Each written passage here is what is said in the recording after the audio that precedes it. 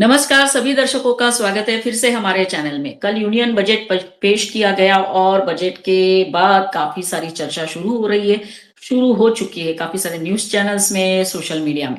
एक तरफ जब सत्ता पक्ष ये कह रहा है कि विकसित भारत के लिए एक बहुत बड़ा रोल प्ले करेगा, तो दूसरी तरफ जो विपक्ष है वो ये कह रहा है कि ये फ्लॉप बजट है। लेकिन जब हम बजट को देखते हैं तो उसमें से सबसे ज्यादा इम्पोर्टेंस डिफेंस सेक्टर को दिया गया है, ऐसा लगता है। और इसका क्या महत्व है, इसका क्या फ़ायदा होगा, इसके लिए हमने चर्चा करने के लिए आमंत्रित किया है ब्रिगेडियर हेमंत महाजन सर, जो लेखक भी हैं, जिन्होंने ऑपरेशन सिंदूर के ऊपर बहुत अच्छा एक किताब भी लिखा हुआ है और ज़िंदगी के कई साल उन्होंने भारत की सेवा में लगाए हैं। सर, आपका स्वागत है फिर से हमारे चैनल में। धन्यवाद। सर, हमने देखा कि कल राजनाथ सिंह भी कह रहे थे कि डिफेंस सेक्टर में जो बजट बढ़ाया है उसका बहुत फ़ायदा होगा। तो सर एक्चुअल रीज़न इसके पीछे क्या हो सकता है सर? देखिए, जब तक डिफेंस बजट का सवाल है, जो देश की बजट होती है, उससे ये जो बजट कल अनाउंस हुआ, ये तकरीबन 15% है, 14.7% है। यानी कि जितना पैसा देश में आता है उसका 15% पैसा हम डिफेंस बजट के ऊपर खर्चा कर रहे हैं, जो एक काफ़ी महत्वपूर्ण योगदान है। और अगर देखा जाए, तो ये जो बजट इंक्रीज़ हुआ है, रिसेंट टाइम में ये सबसे ज़्यादा इंक्रीज़ हुआ है। तो एक तो है परसेंटेज कि हम काफ़ी पैसा खर्चा कर रहे हैं। दूसरा जो है, इसका जो स्ट्रक्चर है, यानी कि उसकी जो रूपरेखा है, इसे हमने 2 या 3 प्रकार से देखना चाहिए कि इस बजट का जो पैसा है, ये कैपिटल बजट पे कितना खर्चा हो रहा है, रेवेन्यू बजट पे कितना हो रहा है, पेंशन के ऊपर कितना हो रहा है और डिफेंस सिविलियंस के ऊपर कितना हो रहा है।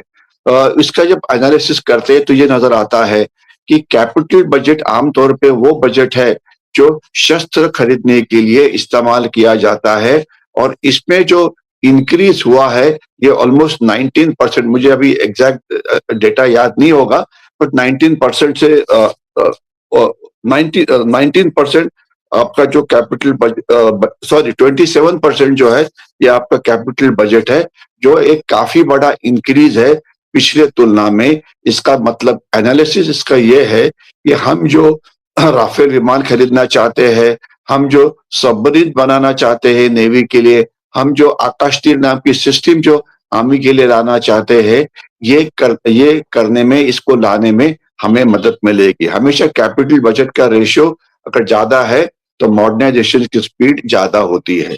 दूसरा जो पार्ट है, रेवेन्यू बजट। अभी देखा जाए तो इस साल का जो रेवेन्यू बजट है, ये भी काफी बड़ा हुआ है और ये ऑलमोस्ट 20% है अपने डिफेंस बजट की तुलना में। तो इसका मेन कारण यह है कि ऑपरेशन सिंदूर में हमारा एम्यूनिशन हमने फायर किया, शस्त्र कुछ बदली करनी पड़े वगैरह, तो इसमें पैसा लगता है। तो इसलिए रेवेन्यू बजट का जो पैसा है, ये बढ़ गया है। और ऑपरेशन सिंदूर के बाद कुछ इमरजेंसी प्रोक्योरमेंट भी हुई थी कि कुछ शस्त्र हमें जल्दी से चाहिए थे वगैरह, खास तो एम्यूनिशन होता है, क्योंकि बाकी तो खैर शस्त्र की जरूरत नहीं थी इतनी जितनी एम्यूनिशन की है। तो इसलिए रेवेन्यू बजट का खर्चा जो है वो बढ़ा है, कि जो कि एक सही बात है। तीसरी जो बात है, डिफेंस पेंशन, इसमें जो बढ़ावट इस समय आई है, ये केवल 1.5 या बहुत ही कम है, 2% से भी कम है। आमतौर पे देखा जाए तो जो डिफेंस पेंशन या डिफेंस पेंशन जो होता है, ये डिफेंस बजट का 21.84%, यानी कि ऑलमोस्ट 1/4 आपका जो पैसा है, ये आप डिफेंस बजट के करेक्शन डिफेंस पेंशन के ऊपर खरीदते हैं, खर्चा करते हैं। लेकिन ये खर्चा अभी पिछले कुछ सालों की तुलना में ये कम हो रहा है।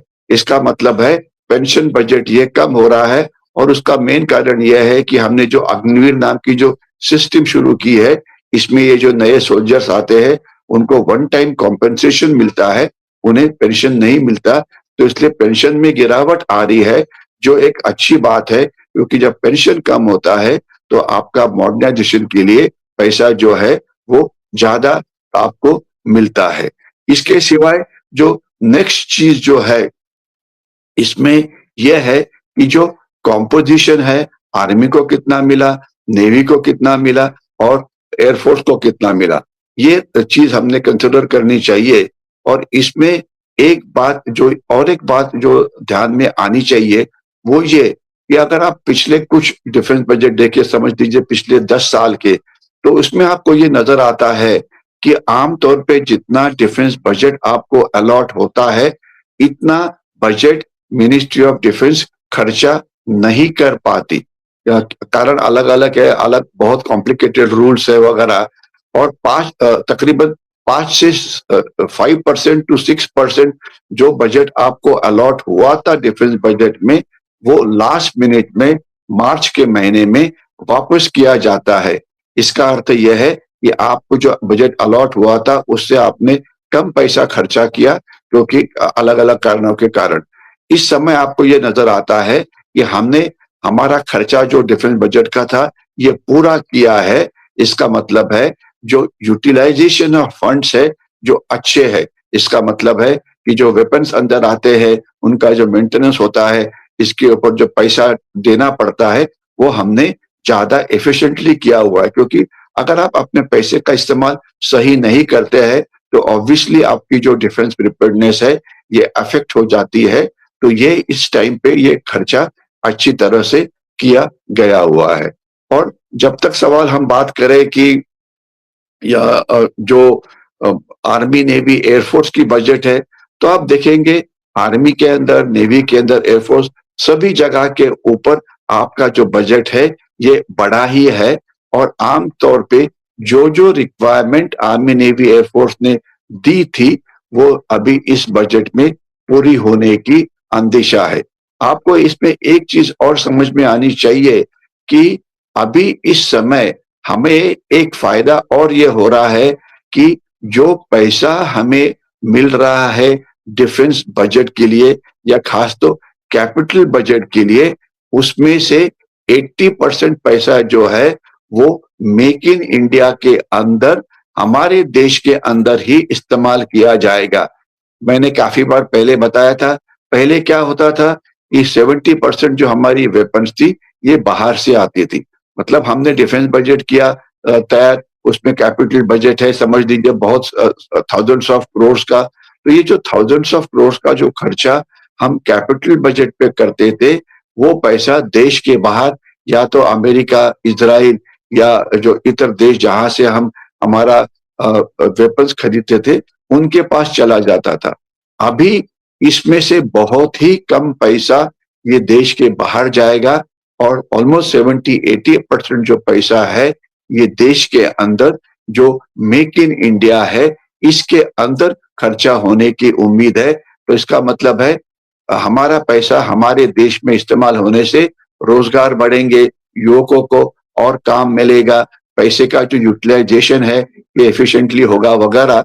तो ये एक मेक इन इंडिया को इस बजट से काफ़ी पुश भी जो है, वो मिलता है।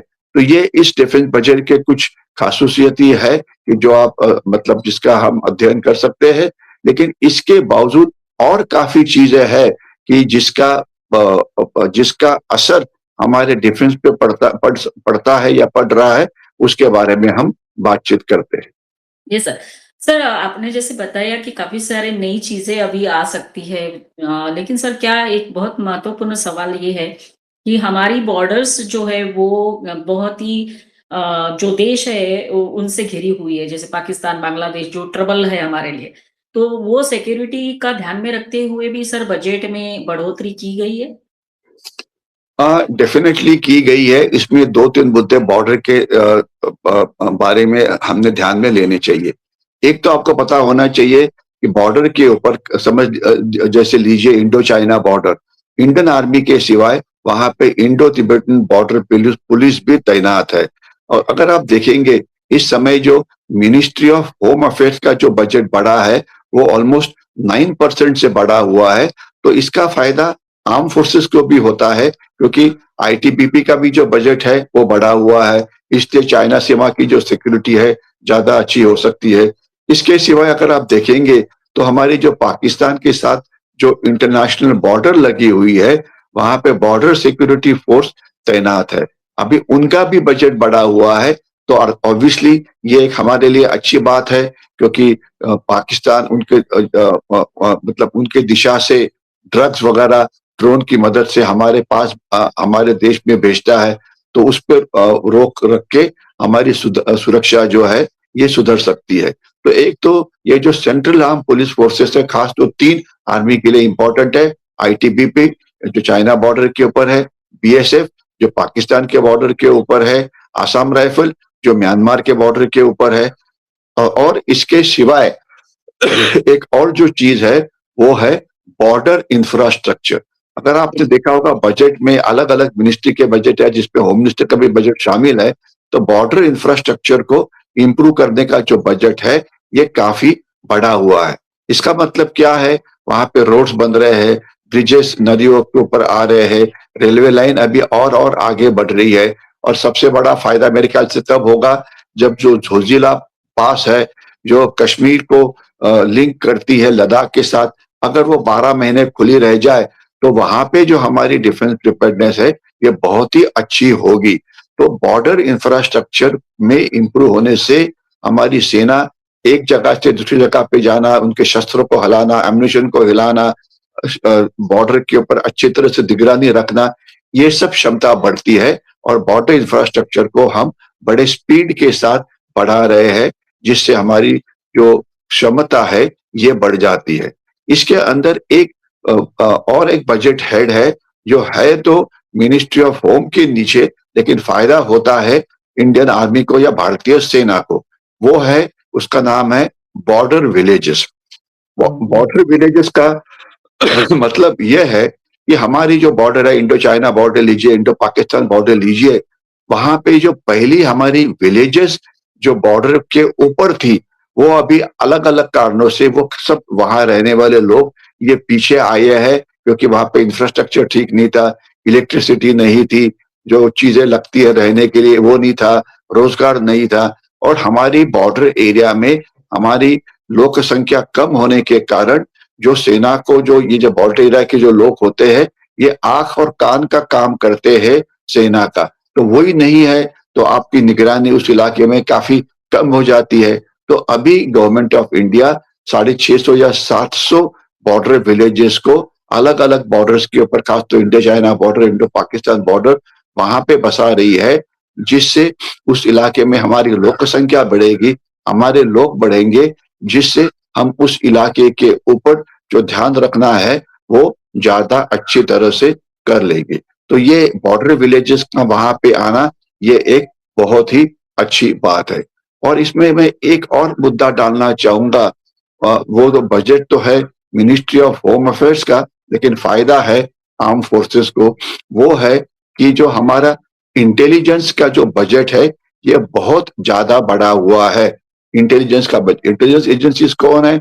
अगर देखी जाए तो गवर्नमेंट ऑफ इंडिया लेवल के ऊपर इंटेलिजेंस ब्यूरो है, जो इंटरनल एजेंसीज है, इंटरनल इंटेलिजेंस को देखती है, रॉ है, रिसर्च एंड एनालिसिस विंग, ये एक्सटर्नल इंट को देखती है, तो इनका बजट काफी बढ़ा हुआ है।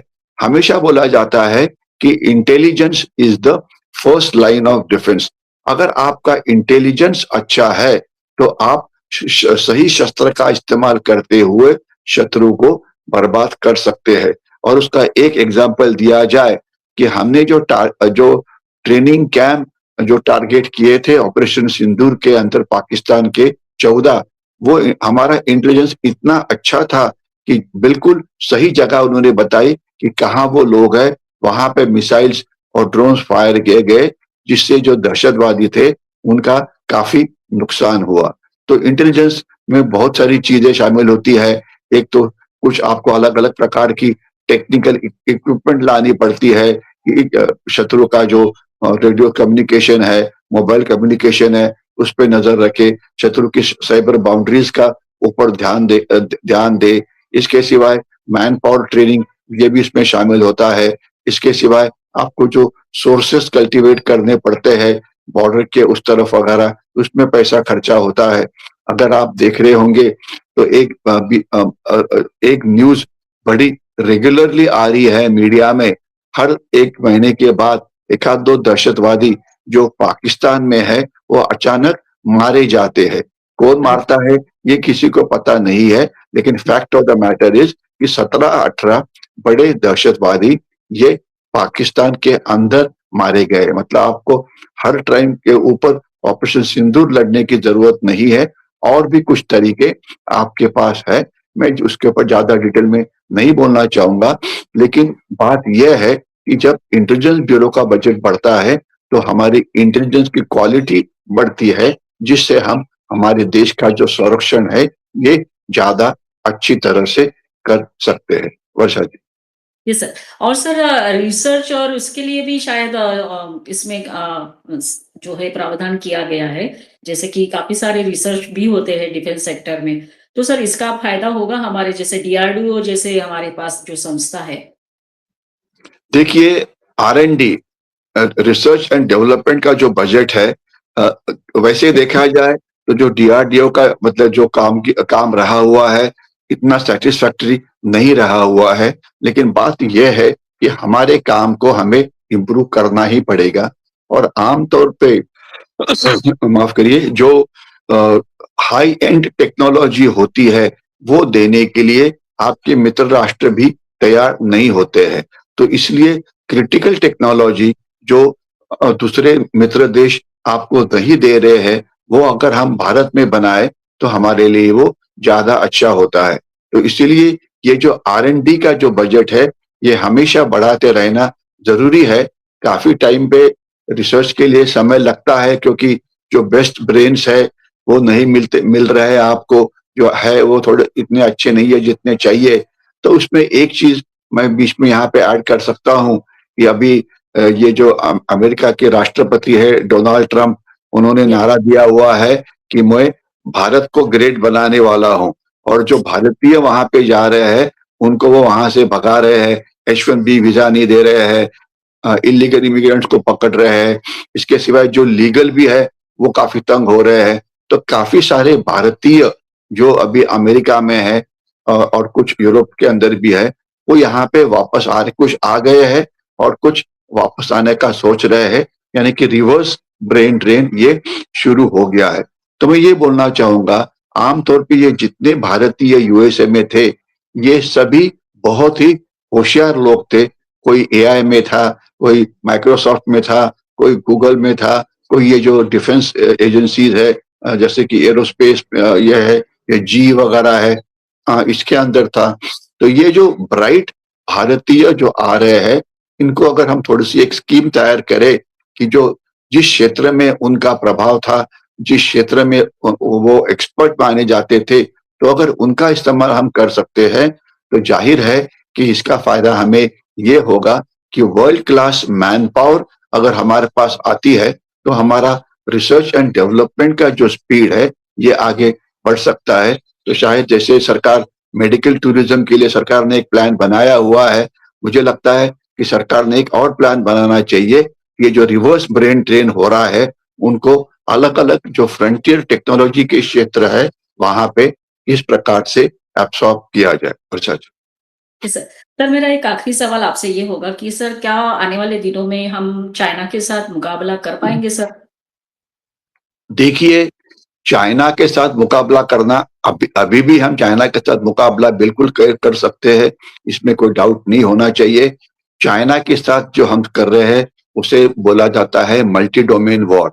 यानी कि जब तक सवाल फिजिकल लड़ाई का है, गलवान जैसे लड़ाई, वो तो हम कभी भी कर सकते हैं। अगर शस्त्र कम भी है, थोड़ा मॉडर्नाइजेशन कम भी है तो भी कोई बात नहीं है, क्योंकि हमारी जो मैन पावर है, हमारे सोल्जर्स काफी ब्रेव है, हमारा जो नेतृत्व अच्छा है, हमें लड़ने का अनुभव काफी अच्छा है। तो ये फिजिकल वॉरफेयर, जैसे 1947 का वॉर था, 62 का वॉर था, 1965 का वॉर था, या 71 का वॉर था, इस प्रकार का युद्ध हो जाए तो उसकी मुझे फिक्र नहीं है। वो हम बिल्कुल कर सकते हैं।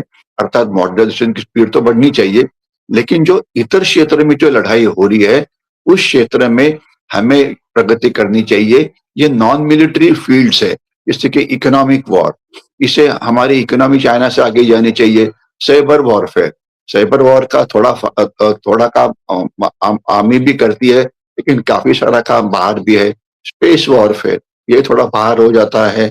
सप्लाई चेन वॉरफेयर, हमें जो अलग अलग चीजें लगती है वो मिलनी चाहिए। तो अगर आप देखेंगे तो जो हमारा ये सरकार का जो बजट जाहिर हुआ था उसमें उन्होंने जिस स्टेप्स के जो अलग-अलग फील्ड में जहाँ-जहाँ पे उन्होंने पैसा डाला हुआ है, ये सब ऐसे फील्ड है जिससे हमारी इकोनॉमी मजबूत होगी, मेक इन इंडिया मजबूत होगा, सप्लाई चेन वॉरफेयर जो है वो मजबूत होगा। तो ये अलग-अलग फील्ड जो है वहाँ पे हमारी जो स्पीड है मॉडर्नाइजेशन की, स्पीड है catching up with China etcetera, ये बढ़नी चाहिए। वो एआई हो या मतलब अपना इलेक्ट्रॉनिक का सेक्टर हो या स्पेस वॉरफेयर हो या मैरीटाइम सिक्योरिटी हो, तो ये अलग-अलग सेक्टर है जहाँ पे सरकार देख तो रही है, लेकिन मैं चाहता हूँ कि इस क्षेत्र में मल्टी डोमेन वॉरफेयर के क्षेत्र में, खास तो इकोनॉमिक वॉरफेयर के क्षेत्र में हमने और ज़्यादा प्रगति करनी चाहिए ताकि हम चाइना का जो मुकाबला है और ज़्यादा अच्छी तरह से कर पाएँगे। Yes sir. तो सर हम अंत में यही कहेंगे कि जो भी डिफेंस सेक्टर में अभी बजट बढ़ाया गया है वो विकसित भारत के लिए बहुत बड़ा एक रोल प्ले करेगा। तो मैं सभी दर्शकों को कहूँगी कि आज का हमारा ये वीडियो ज़रूर देखिए, लाइक करिए, कमेंट करिए, शेयर करिए और हमारे चैनल को सब्सक्राइब कर करिए। Thank you sir once again आप हमारे साथ जुड़े और बहुत ही अच्छी बातें और बारीकी से आपने सब कुछ समझाया। उसके लिए बहुत-बहुत धन्यवाद। जय हिंद, वंदे मातरम। जय हिंद।